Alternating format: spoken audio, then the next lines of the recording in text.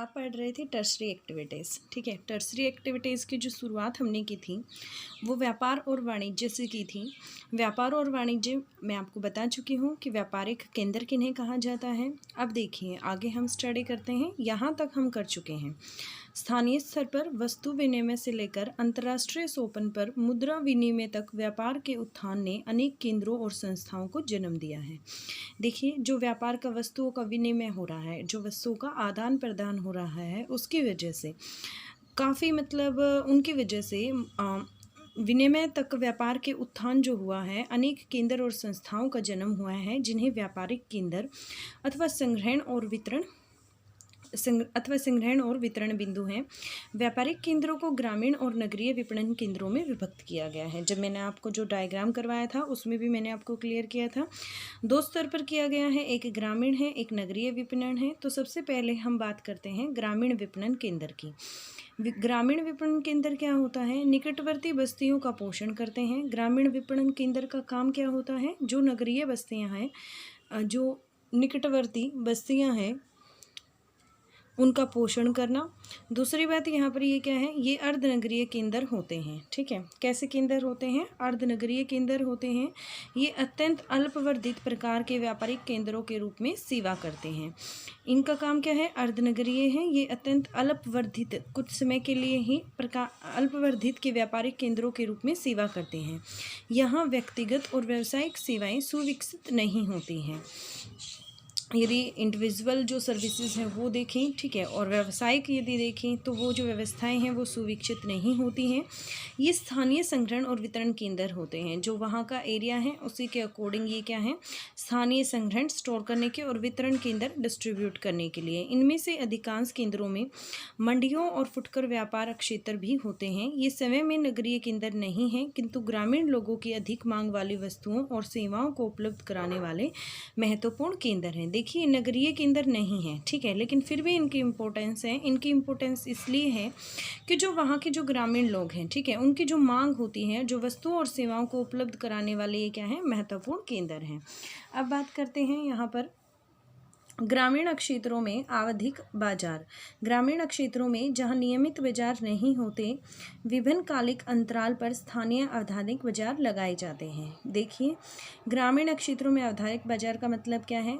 आवधिक बाजार का मतलब क्या है? ग्रामीण क्षेत्रों में जहां नियमित बाजार नहीं होते हैं, ठीक है, जहां मतलब डेली मार्केट नहीं लगती है, विभिन्न कालिक अंतरालों पर स्थानीय आवधानिक बाजार लगाए जाते हैं। ठीक है, कुछ कुछ टाइम के डिफरेंस के बाद क्या लगाए जाते हैं? आवधिक बाजार लगाए जाते हैं। ये साप्ताहिक हो सकते हैं, पाक्षिक भी हो सकते हैं। मतलब एक सप्ताह में एक दिन भी लग सकते हैं, या फिर ऐसा हो सकता है कि 15 दिन में एक दिन ये बाजार लगे।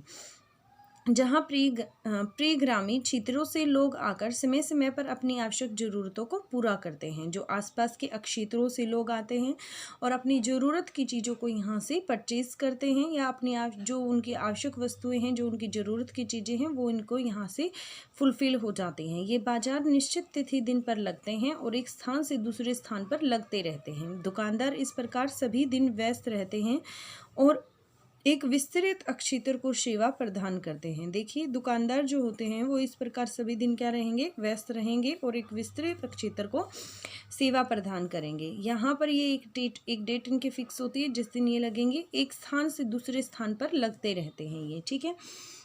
तो जो सेलर होगा इसमें वो क्या होगा? हमेशा ही प्रतिदिन ही बिजी रहेगा। ये हो गया ग्रामीण आवधिक। आवधिक का मतलब क्या है? कि जो कुछ समय अंतराल के बाद दोबारा से बाजार लगे, उसे आवधिक बाजार कहा गया है। अब उसके बाद हम बात करते हैं नगरीय बाजार केंद्रों की। नगरीय बाजार केंद्रों में और अधिक विशिष्टीकृत नगरीय सेवाएं मिलती हैं। इनमें न केवल साधारण वस्तुएं मिलती हैं और सेवाएं, बल्कि लोगों द्वारा वांछित अनेक विशिष्ट वस्तुएं व सेवाएं भी उपलब्ध होती हैं। नगरीय केंद्र इसलिए विनिर्मित पदार्थों के साथ विशिष्टीकृत बाजार भी प्रस्तुत करते हैं, जैसे श्रम बाजार, आवासन, अर्धनिर्मित एवं निर्मित उत्पादों का बाजार। इनमें शैक्षिक संस्थाओं तथा व्यावसायिकों की सेवाएं, जैसे कि अध्यापक, वकील, परामर्शदाता, चिकित्सित, दांतों के डॉक्टर, पशु चिकित्सक आदि उपलब्ध है। नगरीय बाजार केंद्र देखिए, नगरीय बाजार केंद्रों में ज़्यादा आपको सेवाएं मिलती हैं और जो ये सेवाएं होती हैं वो इस तरीके से होती हैं कि विनिर्मित पदार्थों के साथ विशिष्टीकृत बाजार भी प्रस्तुत होते हैं। यहाँ पर जो शैक्षिक संस्था और व्यावसायिक सेवाएं भी हैं, जैसे कि अध्यापक है, वकील है, परामर्शदाता हैं, ठीक है, चिकित्सक हैं, दांतों के डॉक्टर हैं, पशु चिकित्सक इत्यादि बहुत सारे हैं, ठीक है।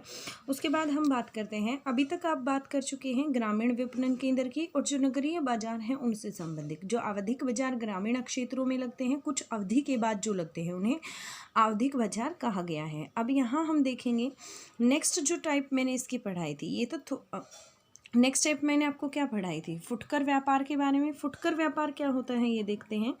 यह वह व्यापारिक क्रियाकलाप है जो उपभोक्ताओं को वस्तुओं के प्रत्यक्ष विक्रय से संबंधित है। यह वह व्यापारिक क्रियाकलाप है जो उपभोक्ताओं को वस्तुओं के प्रत्यक्ष विक्रय से संबंधित है, ठीक है। डायरेक्ट जो सेलिंग परचेजिंग हो रही है उससे संबंधित है। अधिकांश फुटकर जो व्यापार होते हैं केवल विक्रय से नियत प्रतिष्ठानों और भंडारों से संपन्न होते हैं।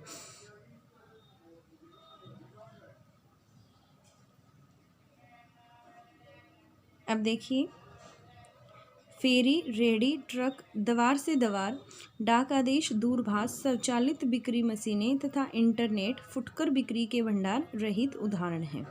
ये एग्जाम्पल इसने दिए हैं। जो फेरी वाले होते हैं, रेहड़ी वाले होते हैं, दवार से दवार, डोर टू डोर, डाक आदेश जो होता है, दूरभाष होता है, ये सारे के सारे फुटकर व्यापार के एग्जाम्पल हैं।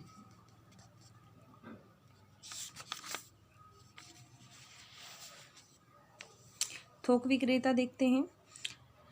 थोक विक्रेता का गठन अनेक बिचौलिए, सौदागरों और पूर्तिघरों द्वारा होता है, न कि फुटकर भंडारों द्वारा।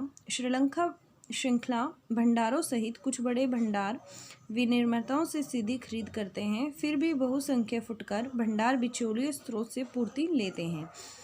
थोक विक्रेता प्राय फुटकर भंडारों को उधार देते हैं, यहाँ तक कि फुटकर विक्रेता अधिकतर थोक विक्रेता की पूंजी पर ही अपने कार्य का संचालन करते हैं। देखिए, थोक विक्रेता किसे कहा गया है यहाँ पर। देखिए, बिचौलिए सौदागरों और पूर्तिघरों द्वारा होता है, ना कि फुटकर भंडारों द्वारा। जो थोक व्यापार का गठन है वो बिचौलियों सौदागरों द्वारा होता है, फुटकर जो भंडार हैं उनके द्वारा नहीं होता है। और ये कहता है इसमें बहुसंख्यक फुटकर भंडार बिचौलिए स्रोत से पूर्ति लेते हैं, बिचौलिए स्रोत से वो अपनी चीज़ों की पूर्ति करेंगी। थोक विक्रेता जो होते हैं इसमें प्राय फुटकर भंडार जो होते हैं उनको उधार देते हैं, यहाँ तक कि मतलब जो फुटकर भंडार वाले हैं उनका ज़्यादातर जो व्यापार है वो कहाँ से शुरू होता है, थोक विक्रेताओं के द्वारा ही होता है। अब नेक्स्ट देखिए, परिवहन। परिवहन एक ऐसी सेवा अथवा सुविधा है जिसमें व्यक्तियां विनिर्मित माल तथा संपत्ति को भौतिक रूप से एक स्थान से दूसरे स्थान पर ले जाया जाता है। परिवहन क्या कहता है कि एक ऐसी सेवा या एक ऐसी सुविधा जिसमें व्यक्तियों द्वारा जो विनिर्मित माल होगा, ये जो संपत्ति होगी उसको भौतिक रूप से फिजिकली उसको एक स्थान से दूसरे स्थान पर ले जाया जाता है। यह मनुष्य की गतिशीलता की मूलभूत आवश्यकताओं को पूरा करने हेतु निर्मित एक संगठित उद्योग है। ये एक ऐसा उद्योग है जो हमारी क्रियाएं गतिशील है। जैसे हमें सामान को एक जगह से दूसरे जगह पर ले जाना है तो या लोगों को प्रोवाइड कराना है, तो उस सिचुएशन में जो हम जिस साधन का यूज़ करते हैं उसे परिवहन कहा गया है। यह एक संगठित उद्योग है। आधुनिक समाज वस्तुओं के उत्पादन, वितरण और उपभोग में सहायता देने के लिए तीव्र और सक्षम परिवहन व्यवस्था चाहते हैं। इस जटिल व्यवस्था की प्रत्येक अवस्था में परिवहन द्वारा पदार्थ का मूल्य अत्यधिक बढ़ जाता है। परिवहन दूरी को किलोमीटर दूरी अथवा मार्ग लंबाई की वास्तविक दूरी, परिवहन की जो दूरी होती है वो क्या किलोमीटर दूरी या मार्ग लंबाई की जो वास्तविक दूरी होती है वह समय दूरी अथवा एक मार्ग पर यात्रा करने में लगने वाला समय दूरी किसे कहा गया है। एक मार्ग पर जब हम यात्रा करते हैं तो यात्रा करते समय जो समय लगा उसे समय दूरी कहा गया है। लागत दूरी मार्ग पर यात्रा के खर्च के रूप में मापा जाता है। लागत दूरी क्या होती है, जब हमने परिवहन के साधनों का यूज़ किया है, एक स्थान से दूसरे स्थान पर जब हम जाते हैं या किसी गुड्स वगैरह को भेजते हैं, ठीक है, वस्तुओं को मार्केट तक सेल करने के लिए भेजते हैं, तो उस सिचुएशन में जो एक्सपेंसेस आते हैं उसे क्या कहा गया है, लागत दूरी कहा गया है। परिवहन के साधन के चयन में परिवहन के साधन के चयन में लागत के संदर्भ में एक निर्णायक कारक है। मानचित्र पर समान समय में पहुंचने वाले स्थानों को मिलने वाली समकाल रेखाएं खींची जा सकती हैं। देखिए, मानचित्र पर जहां पर एक जैसा समय है तो वहां पर पहुंचने वाले स्थानों को मिलाने वाली रेखाएं को क्या कहा जाता है? समकाल रेखाएं कहा जाता है। परिवहन को प्रभावित करने वाले कारकों की बात करते हैं। परिवहन की मांग जनसंख्या के आकार से प्रभावित होती है। जनसंख्या का आकार जितना बड़ा होगा, परिवहन की मांग भी उतनी ही ज़्यादा होगी। ठीक है, रिक्वायरमेंट अकॉर्डिंग टू पॉपुलेशन होगी। जितनी ज़्यादा जनसंख्या होगी उतनी ही उसकी डिमांड बढ़ जाएगी। नगरों, कस्बों, गांव, औद्योगिक केंद्र और कच्चे माल, अनेक मध्य व्यापार के प्रारूप और उनके मध्य भूदर्शे की प्रकृति, जलवायु के प्रकार और मार्ग की लंबाई पर आने वाली व्यवधानों को दूर करने के लिए उपलब्ध निधियों पर मार्ग निर्भर करता है। ठीक है, क्लियर हो गया आपको इतना? जी, हम पढ़ रहे थे ट्रेड एंड कॉमर्स। ठीक है, ट्रेड एंड कॉमर्स में मैंने आपको ट्रेडिंग सेंटर्स के बारे में बताया था। ट्रेडिंग सेंटर्स क्या होते हैं? The town and cities where all these works, जितना भी ये सेलिंग और परचेजिंग का, बाइंग एंड सेलिंग का जो भी काम हो रहा है, उन्हें हम ट्रेडिंग सेंटर्स कहते हैं। अब देखिए, the rise of trading from barter, ये कहता है जो व्यापार का मतलब विनिमय हो रहा है, barter at the local level, स्थानीय से लेके money exchange of international scale, has produce many centres and institution such as trading centre और कलेक्शन एंड डिस्ट्रीब्यूशन पॉइंट। ये कहता है जो मनी का एक्सचेंज हो रहा है, जो ट्रेड हो रहा है, ठीक है, उसके आधार पर उसने मतलब अंतर्राष्ट्रीय रूप से भी बहुत सारे सेंटर्स को डेवलप किया है, ऐसे संगठनों को डेवलप किया गया है। हम उन्हें ट्रेडिंग सेंटर कहते हैं, कलेक्शन बोल सकते हैं या डिस्ट्रीब्यूशन पॉइंट बोल सकते हैं कि यहाँ से चीज़ों को डिस्ट्रीब्यूट किया गया है, बांटा गया है, इसलिए हम इन्हें क्या कह सकते हैं? डिस्ट्रीब्यूशन पॉइंट कह सकते हैं। ट्रेडिंग सेंटर में बी डिवाइडेड इंटू रूरल और urban marketing centre. Trading centres को 2 पार्ट में डिवाइड किया गया है। 2 पार्ट कौन से हैं? एक ग्रामीण है, रूरल है, और दूसरा कौन सा है? अर्बन है। Rural marketing centre cater to nearby settlement, ये कहता है जो ग्रामीण मार्केटिंग सेंटर होंगे वो कहाँ होंगे? जहाँ वो रहते हैं उसके आसपास के जो बस्तियाँ होंगी वहाँ पर ही होगा। These are quasi urban centre, इनको हम क्या कहेंगे? अर्धनगरीय केंद्र कहेंगे। क्वाशी का मतलब हाफ, अर्बन का मतलब नगरीय, तो ये क्या हो गए? अर्धनगरीय केंद्र हो गए, मतलब पूर्ण रूप से नगरीय नहीं है। क्यों नगरीय नहीं है? क्योंकि ये गांव है और गांव में मार्केट, बाजार, एक्सचेंज ऑफ गुड्स है। यहाँ पर कहता है they serve as trading centre of the most rudimentary type, ये कहता है ये अत्यंत जो है अल्पवर्धित प्रकार के व्यापारिक केंद्रों के रूप में सेवा करते हैं। ठीक है, रूडिमेंट्री टाइप। हर here personal and professional services are not well develop, यहाँ पर जो पर्सनल, जो व्यक्तिगत रूप से सेवाएं हैं, जो व्यावसायिक रूप से सेवाएं हैं, वो पूर्णतः मतलब डेवलप नहीं हैं, कम डेवलप हैं। These form local collecting and distributing centres, इसकी वजह से वहाँ पर लोकल कलेक्ट मतलब इकट्ठा करना, संग्रहण करना, एंड डिस्ट्रीब्यूटिंग सेंटर बने हुए हैं, वितरण की केंद्र बने हुए हैं। Most of these have mandis, यहाँ पर मंडीज हैं, एंड ऑल्सो रिटेलिंग एरिया, और देखिए यहाँ पर क्या है?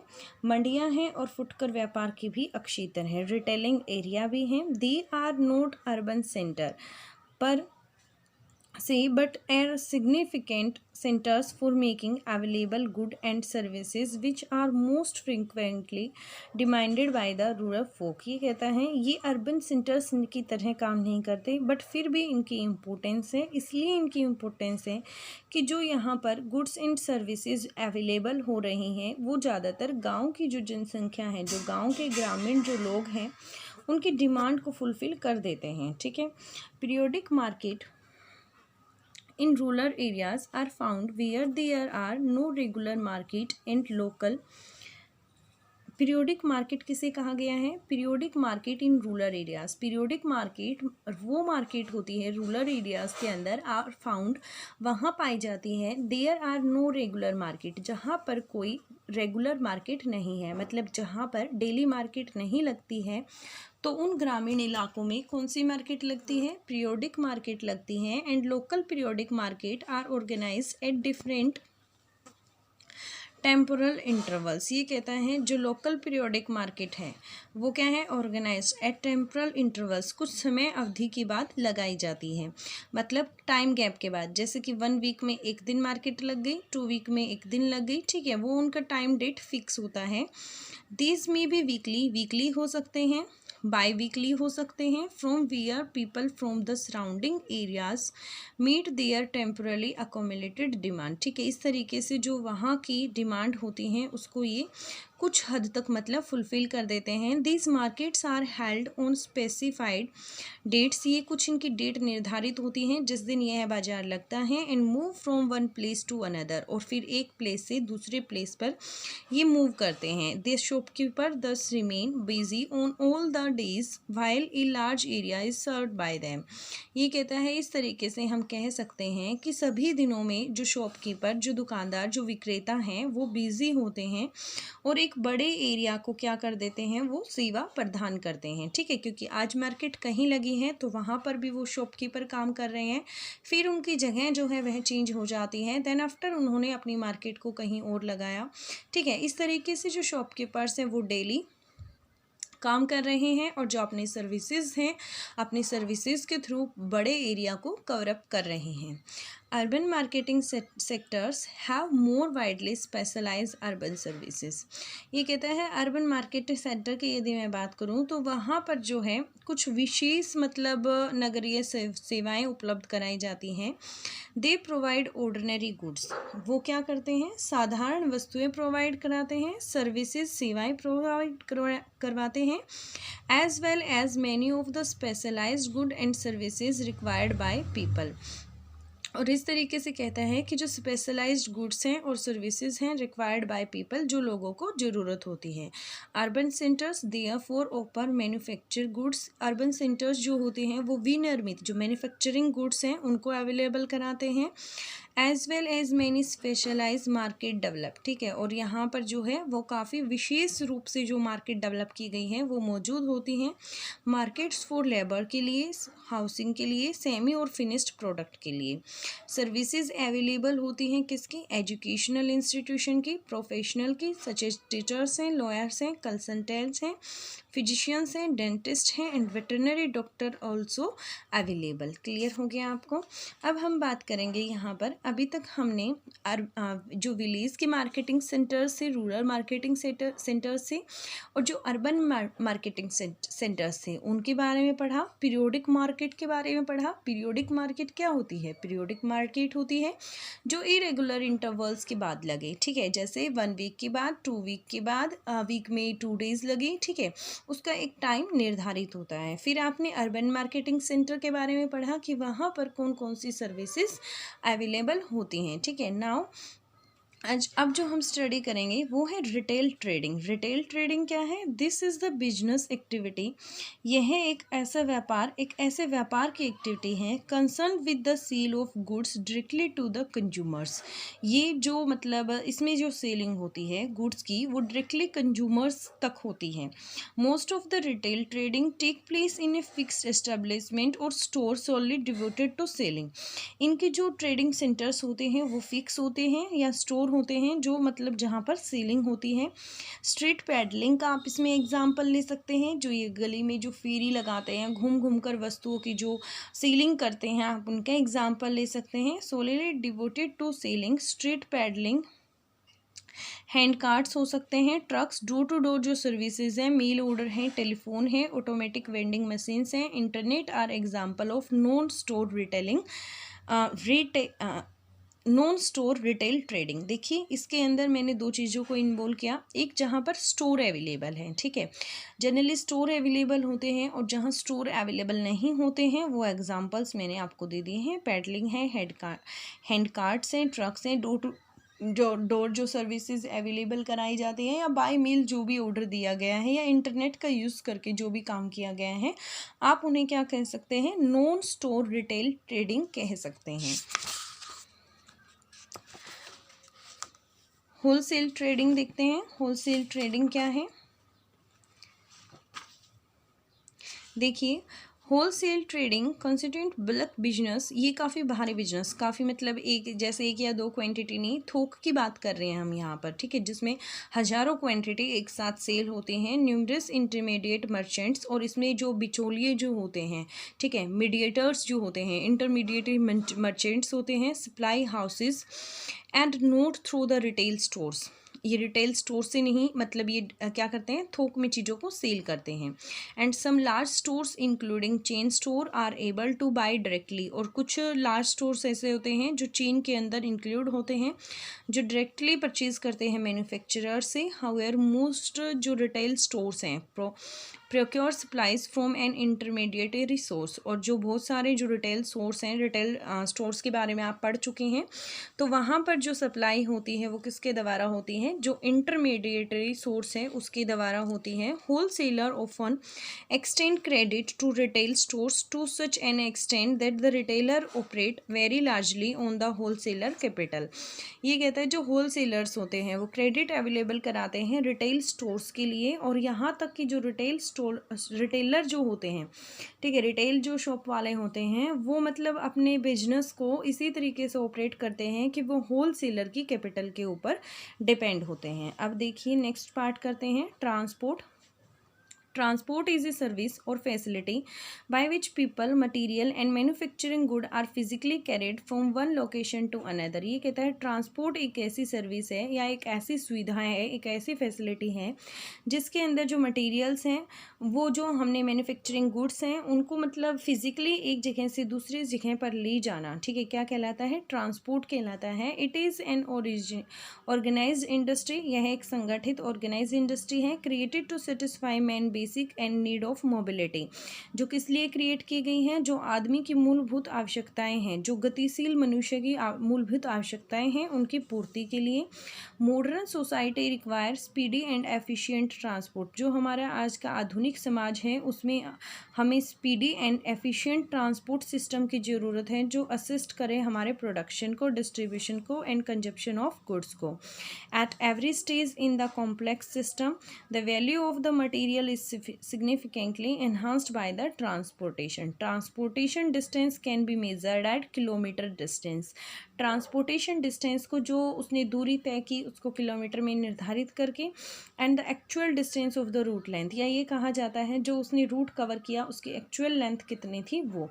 टाइम डिस्टेंस उसे कहा जाता है जो ट्रैवलिंग के ड्यूरेशन में उसने समय तय किया, तो उसे क्या कहेंगे, टाइम डिस्टेंस कहेंगे। Then after cost distance, cost distance होती है जो खर्च आया, ठीक है, जब हम गुड्स को फिजिकली एक जगह से दूसरे स्थान पर लेकर जा रहे हैं, तो जो कॉस्ट, जो खर्चा हुआ उसे कोस्ट डिस्टेंस कहा जाता है। In selecting mode of transport distance in terms of time cost is determining factor. Isochrones line जो है वो काल्पनिक लाइन है, एंड ड्रॉन ऑन मैप पे ड्रॉ की जा सकती हैं।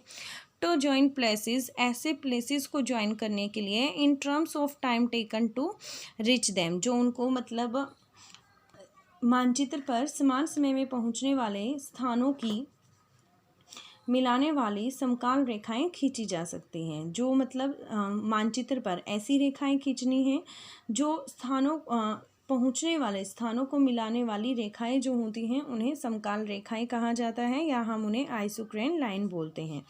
फैक्टर्स अफेक्टिंग ट्रांसपोर्ट, कौन कौन से फैक्टर्स ऐसे हैं जो ट्रांसपोर्ट को इफ़ेक्ट करते हैं। सबसे पहले demand for transport is influenced by the size of population. जो डिमांड है ट्रांसपोर्टेशन की वह किस चीज़ पर निर्भर करती है कि पॉपुलेशन कम है या ज़्यादा है, कितनी पॉपुलेशन है, what is the size of population, and the larger the population size the greater is the demand for transport. ये कहता है कि यदि पॉपुलेशन का साइज़ क्या होगा, ज़्यादा होगा, ठीक है, तो ग्रेटर द डिमांड होगी किसकी, ट्रांसपोर्ट की। मतलब ये इसकी क्या है, डायरेक्टली प्रोपोर्शनल है। डायरेक्टली प्रोपोर्शनल का मतलब प्रत्यक्ष रूप से इससे संबंधित है। जैसे यदि मैं पॉपुलेशन को इंक्रीज़ करूँगी तो demand of transport is also increased. Routes depend on location, routes किस चीज़ पर डिपेंड करते हैं, लोकेशन ऑफ द सिटी, कि सिटी कहाँ लाई करती है, सिटी या टाउन या विलेज या फिर industrial centre, and raw material, pattern of the trade between them, किस तरीके से व्यापार हो रहा है, नेचर ऑफ द लैंडस्केप, कि वहाँ की भूमि कैसी है between them, and type of the climate, मौसम कैसा है, और फंड अवेलेबल, कि कितना पैसा अवेलेबल है for overcoming obstacles along with the length of the route. Clear हो गया आपको इतना।